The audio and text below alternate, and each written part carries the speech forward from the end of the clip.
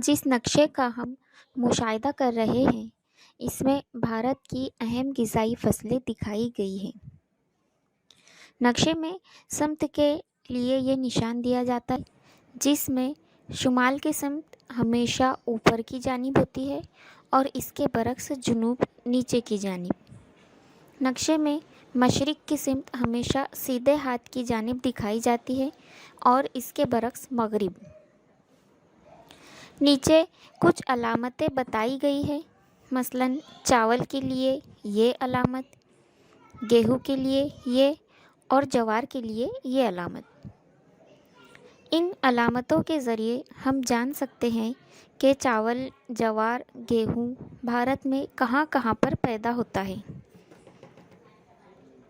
साहिली इलाकों की रियासतों में ज़्यादा तनासुब में चावल की फसल नज़र आ रही है। इसी तरह भारत के जुनूबी हिस्से में चावल की फसल बड़े पैमाने पर होती है, जिसकी वजह यह है कि चावल की फसल को ज़्यादा पानी लगता है और वो दलदली ज़मीन में उगता है।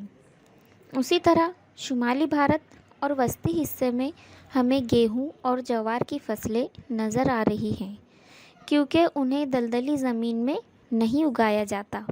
ज़रूरत से ज़्यादा पानी मिलने पर गेहूँ और जवार की फसलें ख़राब हो जाती हैं।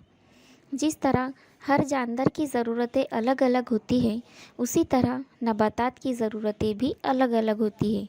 इसलिए हर फसल हर इलाके में नहीं उगाई जाती।